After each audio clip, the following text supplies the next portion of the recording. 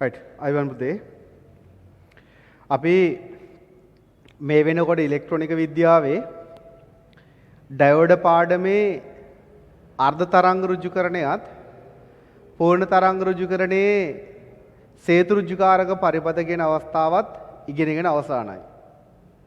අද සාකච්ඡා කරන්න යන්නේ ඍජුකරණ අවස්ථාවේ තියෙන තවත් වැදගත්ම අවස්ථාවක්. වැදගත්භාවය පැහැදිලි කරනවා නම් 2018 අවුරුද්දෙත් මෑත කාලයේ 2020 වර්ෂයේදී තිබ විභාගයේත් ආපු ඉලෙක්ට්‍රොනික ගැටලු ආවේ අද දවසේ කතා කරන මාතෘකාව සම්බන්ධයෙන්. ඒ නිසා ඊ타ත්ම සරලම විදිහට මම මේ තියරි වලට කියලා දෙනවා. ඔයාලා ගිය සතිවල ඉගෙන ගත්ත තියරිත් එතකොට මේකට අවබෝධයට මතක තියෙන්න ඕන. ඊට පස්සේ මම ඔයාලට විභාගයට ආපු ගැටලුවකුත් විසඳීම සිද්ධ කරනවා. හරිද වැඩි? රයිට්. පුතේ ලියා ගන්න මාතෘකාවක් ලස්සන ලියා ගන්න.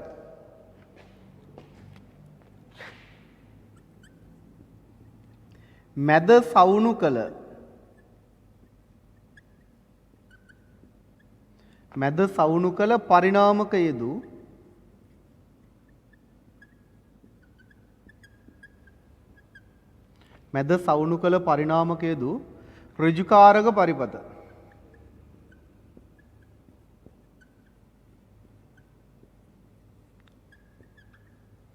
මැද සවුණු කළ පරිණාමක යෙදූ ඍජුකාරක පරිපථ. මේකටම තව නමක් කියනවා පුතේ.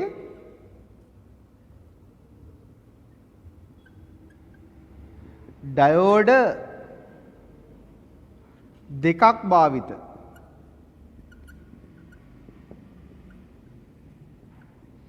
ඩයෝඩ දෙකක් භාවිත ඍජුකරණය කියලා.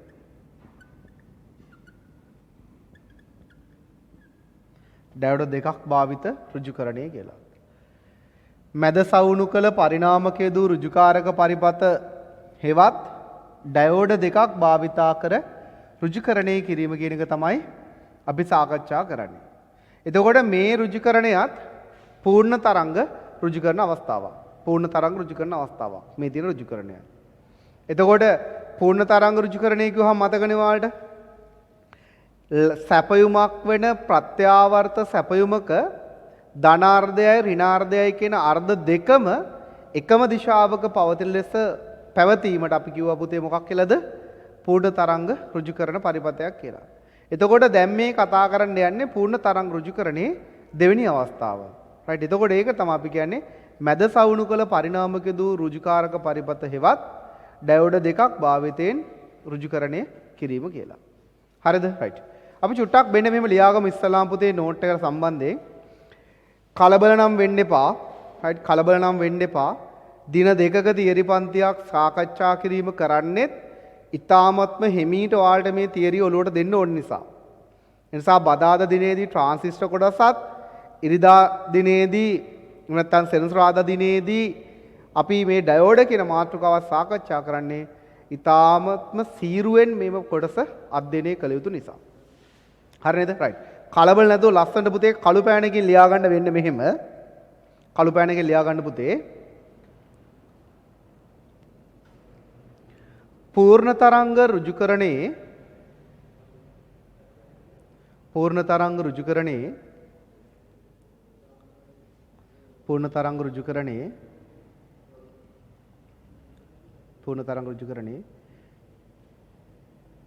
දෙවන අවස්ථාව ලෙස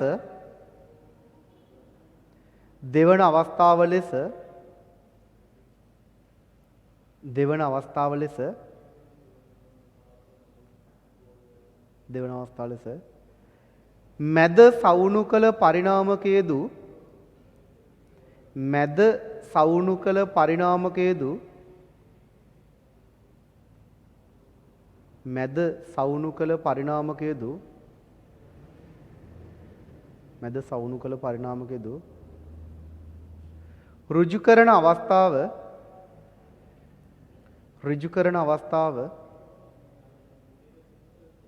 ඍජුකරණ අවස්ථාව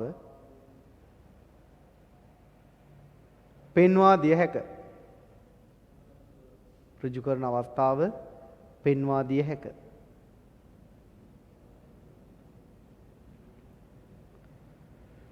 ඍජු කරන අවස්ථාව පෙන්වා දිය හැක.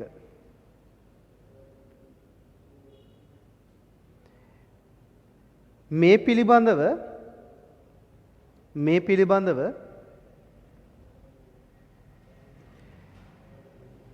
දීර්ඝ ලෙස සාකච්ඡා කිරීම අවශ්‍ය වන අතර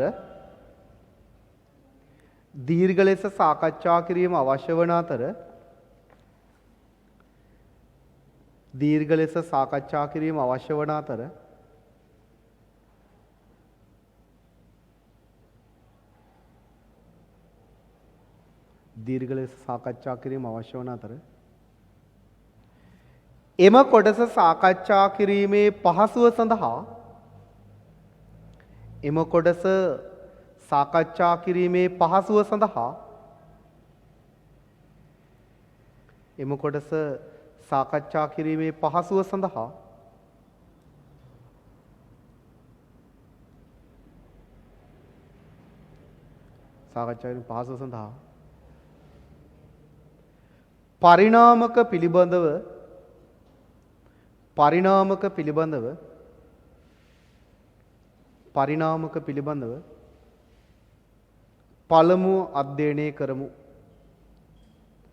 පරිණාමක පිළිබඳව පළමුව අධ්‍යයනය කරමු. හරි පුතේ, දැන් අපි සේතු ඍජු කරන අවස්ථාවත් ඉගෙන ගත්තනේ. හැබැයි සේතු ඍජු කරන අවස්ථාවටත් ට්‍රාන්ස්ෆෝමර්ස් කියන එක ඕන. මේ පරිණාමක කියන මාතෘකාවක් ඕන. හැබැයි ඒක නැතුව අපි ඉගෙන ගත්තා. හැබැයි මේ තියෙන මැද සවුණු කළ අවස්ථාවට ට්‍රාන්ස්ෆෝමරේ ඕනමයි. හැබැයි තාම අපි තියරි වල 12 වසර සිලබස් එකේ අපි ඉන්න නිසා අපි තාම පරිණාමක ගැන දන්නේ නැහැ. ඒ නිසා මම ඉස්සල්ලාම මේ මැද සවුණු කළ පරිණාමක ඍජු කරන අවස්ථාව කියලා දෙන්න කලින් ඔයාලට ට්‍රාන්ස්ෆෝමර්ස් ගැන චූටි අවබෝධයක් දීලා ඊට පස්සේ පුතේ මම මේ පාඩමට එනවා. ඒ නිසා මම කිව්වේ මේක හරි ක්‍රමයට පිළිවෙලට ගියොත් තමයි අපිට හොඳටම අවබෝධ කරගන්න පුළුවන් වෙන්නේ. හරිද?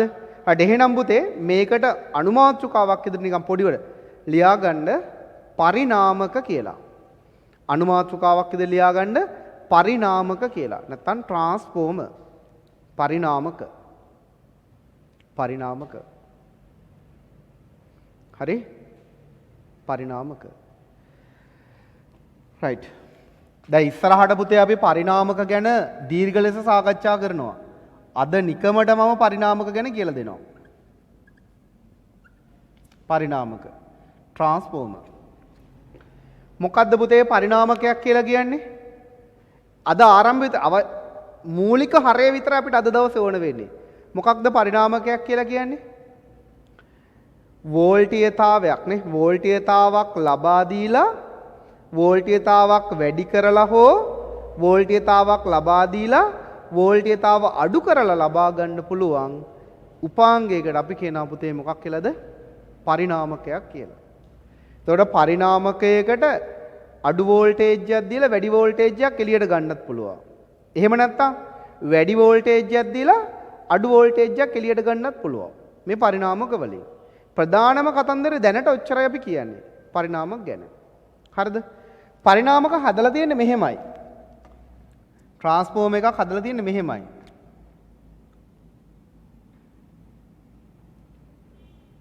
වෙන්න තියෙනවා ට්‍රාන්ස්ෆෝමර් එකක්. නිකමඩ මම මේ කියන්නේ මේ ට්‍රාන්ස්ෆෝමර් එකක් කියන්න කොහොම? right. ට්‍රාන්ස්ෆෝමර් එකක්. හරිද? මේ ට්‍රාන්ස්ෆෝමර් එක ඇතුලේ තියෙනවා කොයිල් එකක්.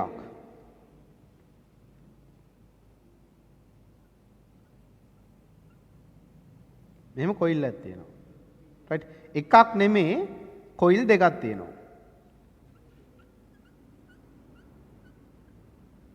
හරි? මේ එක කොයිල් එකකට වෝල්ටේජ් එකක් දෙනවා. අපි මේවා ගැන දීර්ඝ ලෙස සාකච්ඡා කරනවා. එක කොයිල් එකකට වෝල්ටේජ් එකක් දෙනවා. විභවාන්තරයක් දෙනවා. right? V1 කියමුකෝ. මේ එක කොයිල් එකකට V1 කියන වෝල්ටේජ් එක දුන්නාම මෙන්න මේ අනිත් දඟරයෙන් ගන්න පුළුවන් වෙන වෝල්ටේජ් එකක්. මේ අනිත් දඟරයෙන් ගන්න පුළුවන්. ඒ වෝල්ටේජ් අපි හිතමුකෝ V2 කියලා. එතකොට මේ දඟරයට වෝල්ටේජ් එකක් දුන්නාම මෙන්න මේ දඟරයේ ආසන්නයේ ඇති වෙන චුම්බක ක්ෂේත්‍රය නිසා මෙන්න මේ දඟරයේ දෙකලවර විභවාන්තරයක් ඇති වෙනවා. එතකොට අපි මෙන්න මේ වෝල්ටේජ් එක ලබා දෙන දඟරයට කියනවා ප්‍රාථමික දඟරය කියලා. ලබා දෙන දඟරයට. වෝල්ටේජ් එක ලබා දීලා චුම්බක ක්ෂේත්‍රයක් ඇති කරලා ඒ චුම්බක ක්ෂේත්‍රය නිසා අනෙක් දඟරයෙන් දෙකලවර විභවාන්තරයක් ඇති වෙනවා. අන්නේ අනෙක් දඟරයේ දෙකලවර විභවාන්තරය ඇති වෙනනේ අනෙක් දඟරයට අපි කියනවා පුතේ ද්විතීක දඟරය කියලා. ටික ටික ඉගෙන ගමු. එහෙනම් සැපයුම ලබා දෙන දඟරයට කියන නම මොකද්ද? ප්‍රාථමික දඟරය. ලබා දුන වෝල්ටේජ් නැවත වරක් එළියට ගන්න දඟරයට කියන මොකද්ද දඟරය? ද්විතීක දඟරය. කිසිසේත්ම මේ දඟර දෙකට සම්බන්ධ වෙලා තියෙනවද? නෑ. මේ දඟර දෙකම ඔතලා තියෙන යකඩ හරයක. ඒ යකඩ හරයක් කියන එක පෙන්වන්න මෙන්න මෙහෙම පෙන්නනවා. මේක ඔතලා තියෙන යකඩ හරයක. මෙන්නම් තියෙනවා පුතේ පරිණාමකයක්. මම මේ ඇන්දේ සරල පරිණාමකයක්. යකඩ හරයක දඟර දෙකක් ඔතලා හදාගත්ත පරිණාමකයක් තමයි මම මෙතන මේ ඇන්දේ. එතකොට අපි මොකද්ද දැන් දන්නේ පුතේ? ඉගෙන ගත්තේ මොකද්ද? පරිණාමකයක් කියන්නේ දඟර දෙකක් ඔතනු ලැබූ පුංචි විද්‍යුත් උපාංගයක්. එයාට වෝල්ටේජ් එකක් ලබා දුන්නහම එයාගෙන් නැවත එළියට වෝල්ටේජ් එකක් ගන්න පුළුවන්. වෝල්ටේජ් එක ලබා දෙන දඟරයට නමක් කියනවා මොකද්ද? ප්‍රාථමික දඟරය. වෝල්ටේජ් තව නැවත ගන්න දඟරයට කියනවා මොකද්ද පුතේ? ද්විතීක දඟරය. එතකොට ලබා දෙන වෝල්ටේජ් එක පුතේ 230යි කියමුකෝ. මෙයාට ලබා දෙනවා වෝල්ට් 230ක්. මෙයාගෙන් එළියට ගන්නවා වෝල්ට් 12ක්. දැන් බලන්න වැඩි. මෙයාට වෝල්ට් 230ක් දීලා මෙයාගෙන් එළියට වෝල්ට් 12ක් ගන්නවා. ඒ කියන්නේ ලබා දුන්න වෝල්ටීයතාව වැඩි කරලාද ගත්තේ අඩු කරලාද ගත්තේ? අඩු කරලා ගත්තේ. අන්න ඒ වගේ පරිණාමකයකට අපි නමක් කියනවා මොකක් කියලාද? අවකර පරිණාමකයක් කියලා. මොකද්ද පුතේ කියන්නේ? අවකර පරිණාමකයක් කියලා. වැඩි වෝල්ටීයතාවක් ලබා දීලා අඩු වෝල්ටීයතාවක් ප්‍රතිදානය කරනවා නම් එවැනි පරිණාමකයකට අපි නමක් කියනවා පුතේ මොකක් කියලාද? අවකර පරිණාමකයක් කියලා. බැරි වෙලා හරි මෙතනට දීලා 230ක් දීලා මෙතනින් ගත්තා නම් එහෙම 400ක් විතර. නේ? 230ක් දීලා එළියට ගන්නවා 400ක්.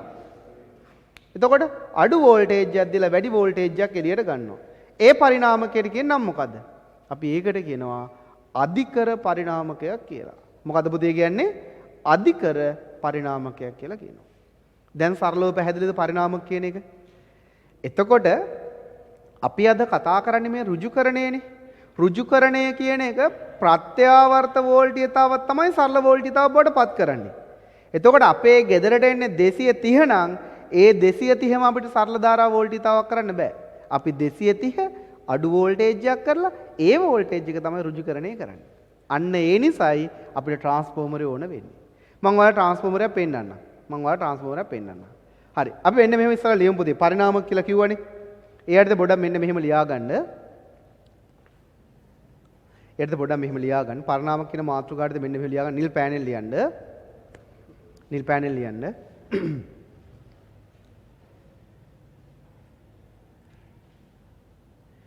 විභවාන්තරයක් ලබා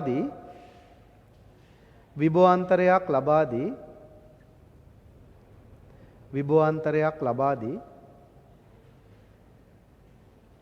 විභවාන්තරයක් ලබා දී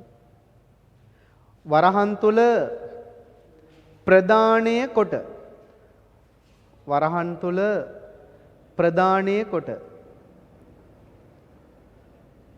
විභවාන්තරයක්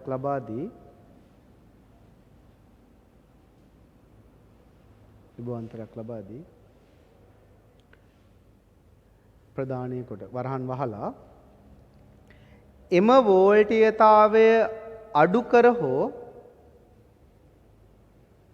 වෝල්ටීයතාවය අඩු කර හෝ අඩු කර හෝ වැඩි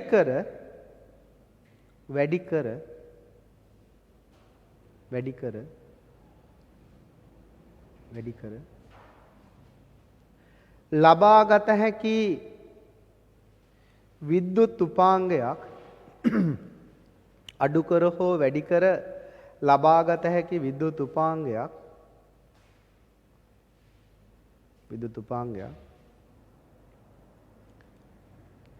පරිණාමකයක් ලෙස හඳුන්වයි. පරිණාමකයක් ලෙස හඳුන්වයි. පරිණාමකයක් ලෙස හඳුන්වයි. පරිණාමකයක් ලෙස හඳුන්වයි.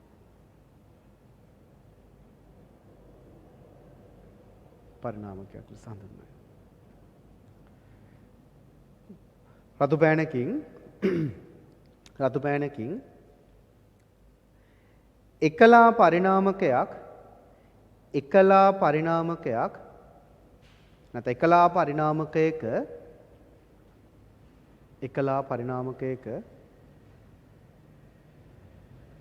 දඟර දෙකක් පවතින අතර එකලා පරිණාමකයක දඟර දෙකක් පවතින අතර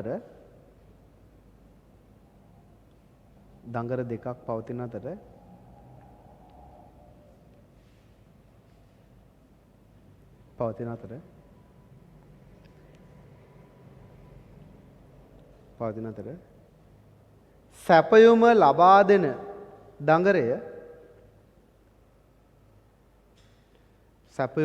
දෙන දඟරය ප්‍රාථමික දඟරය ලෙසත්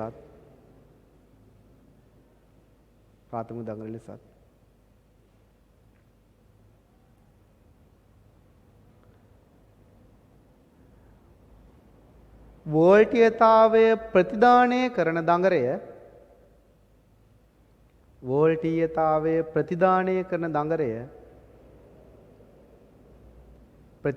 කරන දඟරය ද්විතීක දඟරය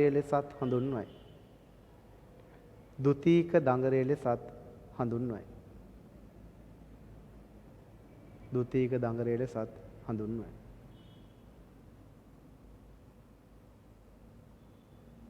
හඳුන්වයි. හරි නේද? රයිට්.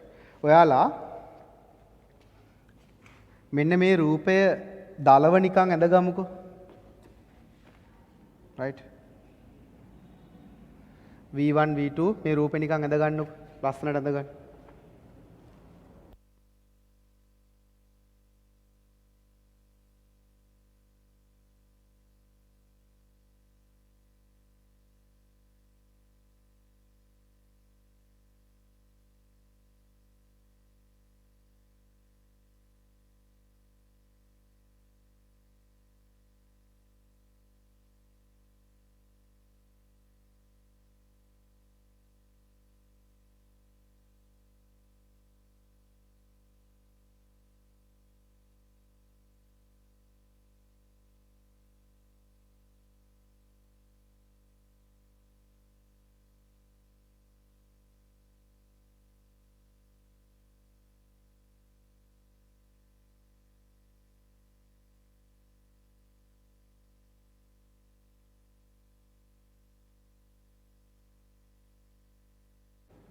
හරි. දැන් ඔය අපි ඇඳපු පරිණාමකයේ තමයි පුතේ මෙතන මේ තියෙන්නේ. රයිට්. මේ කොටුව ගැන හිතන්න එපා. මේ තියෙන්නේ. මේ තමයි පරිණාමකය. මේ තියෙන්නේ යකඩ හරයක්, යකඩයක්. මේ යකඩේ පුතේ ඔතල තියෙනවා කොයිල්. මෙතන මේ කොයිල් තියෙන ඔයාලට පේන්නේ නැහැ. මේකේ මේ කොයිල් එකක් ඔතලා තියෙන්නේ. මේ යකඩේ කොයිල් එකක් ඔතලා තියෙන්නේ. ඒ කොයිල් දෙකක් තියෙනවා. කොයිල් දෙකක් ඔතලා තියෙන්නේ මේකේ. එක කොයිල් එකට සම්බන්ධ කරලා තියෙන මෙන්න මේ ලොකු අග්‍ර දෙක මේ ලොකු වයර් දෙකක් තියෙන්නේ මේ පේනවද බලන්න රතු පාට ලොකු වයර් දෙක මේ තමා ප්‍රධානයේ දෙන දඟරේට අග්‍ර දෙක මේකේ ප්‍රධානයේ දඟරයක් තියෙනවනේ ප්‍රාථමික දඟරේ ප්‍රධාන දඟරේ අන්නේ ප්‍රධාන දඟරේට සැපයුම ලබා දෙන්නේ මේ අග්‍ර දෙකේ මේ දෙකේ රයිට් තව දඟරයක් තියෙනවනේ. ඒ දඟරයෙන් ප්‍රතිදානය ගන්න මේ අග්‍ර ටික ඔක්කොගෙම පුළුවන් ගන්න. ඒව මොනවද කියලා දෙන්න ඕන ඇත්තටම. මේ ඔක්කොගෙම ගන්නෙ අර දැනට ඔයාලා හිතන්නකෝ මේ අග්‍ර දෙකෙන් ගත්තේ කියලා. ඔක්කොම එකපාර බෑ නොලුවට ගන්න මේ. මේ අග්‍ර දෙකෙන් තමයි එළියට ගත්තේ ප්‍රතිදානය. ඇත්තට මේක මේ අග්‍ර දෙකෙන් 9 වෝල්ට් තමයි එළියට ගන්නෙ. මෙයාට ලබා දෙනවා 230 වෝල්ට්. මේකෙන් එළියට ගන්න පුළුවන් 9 වෝල්ට්. හරි? හරි. දැන් එතකොට මම කියවනේ ප්‍රතිදානය ගන්න මේ අග්‍ර දෙකෙන් කියලා. මම ඔයාලට කිව්වේ මේ දෙකෙන් කීයක් වෝල්ටේජ් ගන්න පුළුවන් කියලාද? සාමාන්‍යයෙන් මේ ට්‍රාන්ස්ෆෝමර් නම් මේ අග්‍ර දෙකෙන් 9 වෝල්ට් ගන්න පුළුවන්. හරියට අපි දැන් මෙහෙම කිව්වට ඔයාලට ඒක අවබෝධයක් නොවන නිසා මම මේක කරලා පෙන්නන්නම්. දැන් මේ තියෙනවනේ මෙතන. මේ තියෙන ට්‍රාන්ස්ෆෝමරේ. හරි? මේ ට්‍රාන්ස්ෆෝමරේ. එතකොට මේ ට්‍රාන්ස්ෆෝමරේ මේ තියෙන ඉන්පුට් අග්‍ර දෙකනේ. මේ ඉන්පුට් අග්‍ර දෙකට ඔන්න මං AC කරන්ට් එක දෙනවා මේ තියෙන්නේ. ඔන්න බලන්න. මම මෙන්න AC කරන්ට් එකනේ. මේ 230 වෝල්ට් තමයි මේකට දීලා තියෙන ඉන්පුට් කරලා තියෙන්නේ. මේ තියෙන මේ ට්‍රාන්ස්ෆෝමරේට 230 වෝල්ට් ඉන්පුට් කරලා තියෙන්නේ. මේ කරන්ට් එක දීලා තියෙන්නේ. මම පවර් දීලා තියෙන්නේ. රයිට්. මේකට දෙනවා 230. ඊට පස්සේ දැන් එහෙනම් 230 මෙහාට දුන්නාම අනිත් අග්‍රයෙන් කොච්චර වෝල්ට් දෙනවා කිව්වේ? මේක අවකර පරිණාමකයක්. අඩු වෝල්ටේජ්යක් අවුට් කරන අවකර පරිණාමකයක්. මේ තියෙන්නේ ප්‍රතිදානය කරන අග්‍ර දෙක. හරියට අපි නිගමට බලමුකෝ ඇත්තද මේ සර් කියන්නේ කියලා එතකොට. දැන් මේකෙන් අවුට් කරන වෝල්ටේජ් බලමු රයිට්. මම පෙන්නන්න ඒකට ගන්නවා මල්ටිමීටර් එකක්. රයිට් මල්ටිමීටර් එකක්. මම මල්ටිමීටර් එකේ ඒෂණි දෙක තියෙනකොට මම දැන් මේ ඔන්න රයිට් ඒෂණි දෙක හයි කරගන්නවා මල්ටිමීටරේට. ඔන්න ප්‍රොබ්ස් දෙක අග්‍ර දෙක හයි කරගත්තා. ඊට පස්සේ මේ මල්ටිමීටරේ ගත්තාම හරි මේ මල්ටිමීටරේ තියෙනවානේ පුතේ පරාස තෝරණය කියලා එක. දැන් මම දාලා තියෙන්නේ මේක බසර් එකට රයිට්. මම මේකේ දැන් මයින් යන්නේ AC වෝල්ටේජ් එකද DC වෝල්ටේජ් එකද? ට්‍රාන්ස්ෆෝමර් එකකින් අවුට් කරන්නේ AC වෝල්ටේජ් එක. ඇයි ඒ ට්‍රාන්ස්ෆෝමරේට දැන් මම දීලා තියෙන්නේ 230 වෝල්ට් ප්‍රත්‍යවද සැපයුම. එහෙනම් මේකෙන් දැන් අවුට් කරන්න යන්නේ මේ ට්‍රාන්ස්ෆෝමරෙන් අවුට් කරන්න යන්නේ මොන වෝල්ටේජ් එකක්ද? AC වෝල්ටේජ් එක. මේ ට්‍රාන්ස්ෆෝමර් අවුට් කරන්නේ AC වෝල්ටේජ් එක. එහෙනම් ඒ අවුට් කරන AC වෝල්ටේජ් එක මනින්න නම් මේ මල්ටිමීටරේ දැන් මම පරාස තෝරණේ දාන්න ඕනේ කොහෙටද? මම මේ පරාස තෝරණේ දාන්න ඕනේ එතකොට AC වෝල්ටේජ් පැත්තට. රයිට්. හරිද? රයිට්. එතකොට බෙන්න එහෙනම් මම ඔන්න බේන් AC වෝල්ටේජ් එහෙනම් මේක මම රයිට්. ඔන්න පේනවද දන්නව වලට? ඔන්න ප්‍රතිරෝධය මයින පරාසයෙන් ගියා. රයිට්. බෙන්න කරන්ට් එක මයින පැත්තෙන් යනවා. බෙන්න AC රයිට් AC පැත්ත. ඒතර AC වෝල්ටේජ් 750 220 මිලි වෝල්ට් 200. ඒ වගේ මෙතන තියෙනවා. මම දානවා මේක වෝල්ට් 20 කියන පාඨාංකයට. හොඳට බලන්න පේනවද කියලා? මම දාලා තියෙන්නේ ප්‍රත්‍යාවර්ත සැපයුමක් මයින්න තියෙන පරාසයට දාලා තියෙන්නේ වෝල්ට් කීය මයින්න පුළුවන්ද උපරිම? උපරිම මයින්න පුළුවන් මේකේ මේ වෙලාවේදී වෝල්ට් 20යි. හරි වෝල්ට් 20යි රයිට්. එහෙනම් ඔන්න මම දැන් මල්ටිමීටරේ පාඨාංග වලට මෙන්න ඩිස්ප්ලේ එක තියෙනවා රයිට්. දැන් මම පෙන්නන්න යන්නේ. රයිට් මම ප්‍රොබ්ස් දෙක අරගෙන ඒෂණි දෙක අරන් රයිට්. ඒෂණි දෙක දෙනවා මෙන්න මේ ප්‍රතිදානය කරපු මේ ට්‍රාන්ස්ෆෝමරේ ප්‍රතිදානය කරපු අග්‍ර දෙකට මේ ප්‍රොබ්ස් දෙක දෙනවා. වෙන්න. මොන දෙනවා. හරිට අපි බලමු දෙනකොට කොහොමද මේකේ පාඨාංක කොච්චරක් පෙන්වනවද කියලා. හරි බලන්න. බලන්න ඩිස්ප්ලේ එක දිහා බලන්න මල්ටිමීටරේ එතකොට. රයිට්. පේනවද? 9.5යි 5ක් 5යි 6ක් විතර. ඒ කියන්නේ ඇත්තටම දැන් ওই 0.5යි 6යි කියන එක අපි ගණන් නොගත්තොත් මේ ට්‍රාන්ස්ෆෝමරේ වෝල්ටේජ් එක ප්‍රතිදානය කොච්චරක් කරනවද?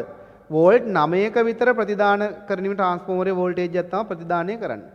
එතකොට ඔයාලා දැන් එහෙනම් මේ ඔයාලා සැබවින්ම දැන් දැක්කා මේ ට්‍රාන්ස්ෆෝමරෙන් ඉන්පුට් එකක් දීලා පුතේ අවුට්පුට් එකක් ගන්න පුළුවන්. ඉන්පුට් එකක් දීලා මේ ට්‍රාන්ස්ෆෝමරයකින් අවුට්පුට් එකක් ගන්න පුළුවන්. එතකොට මේ ට්‍රාන්ස්ෆෝමරේ නම් වැඩි වෝල්ටේජ් එකක් දුන්නාම එළියට මොකද උනේ? අඩු වෝල්ටීතාවක් ආවේ. ඒ කියන්නේ මේ ට්‍රාන්ස්ෆෝමරේ මොන ට්‍රාන්ස්ෆෝමරයක්ද? අවකර පරිණාමකයක්. මේක අවකර පරිණාමකයක්. බැරි වෙලා හරි වැඩි වෝල්ටේජ් අඩු වෝල්ටේජ් එකක් දීලා මෙතනින් එළියට වැඩි එකක් ආවා නම් ඒක මොකක් වෙනවද? අධිකර පරිණාමකයක් වෙනවා. පැහැදිලිද වැඩි? හරි. එතකොට එහෙනම් දැන් අපි දැක්කේ සම්පූර්ණ ට්‍රාන්ස්ෆෝමරයක් නේ. සම්පූර්ණ ට්‍රාන්ස්ෆෝමරයක්. එතන නම් තිබ්බේ මොන ට්‍රාන්ස්ෆෝමරයක්ද? ස්ටෙප් ඩවුන් ට්‍රාන්ස්ෆෝමර් එකක්. නැත්නම් අවකර පරිණාමකයක්. වැඩි වෝල්ටේජ් එකක් දීලා අඩු වෝල්ටේජ් එකක් ගන්න පුළුවන්. ඒතර කොයිල් දෙකක් තියෙනවා කිව්වා. එහෙනම් සැපයුම ලබා දෙන පැත්තේ තියෙන දඟරේට මොකද්ද කියන්නේ නම? මොකද්ද කියන්නේ? ප්‍රාථමික දඟරය. සැපයුම නැවත ලබා ගන්න දඟරේට කියන්නේ මොකද්ද? ද්විතීයික දඟරය. right. එහෙනම් ඔයාලා මේ රූප සටහනේ A කියන්නේ මොකක්ද එහෙනම්? A කියන්නේ ප්‍රාථමික දඟරය. B කියන්නේ ද්විතීයික දඟරය. A කියන්නේ ප්‍රාථමික දඟරය, B කියන්නේ ද්විතීයික දඟරය. ප්‍රාථමික දඟරය, ද්විතීයික දඟරය. නම් කරගන්න ඒවා. හරි. සාමාන්‍යයෙන් පරිණාමකයක සිම්බල් එක ඔහොම අඳිනවා අඩුයි.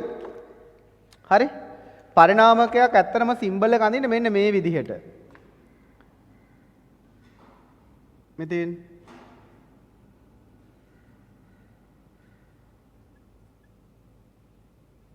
ඔන්න පරිණාමකය. යකඩ හරයේ ගොතලා තියෙන්නේ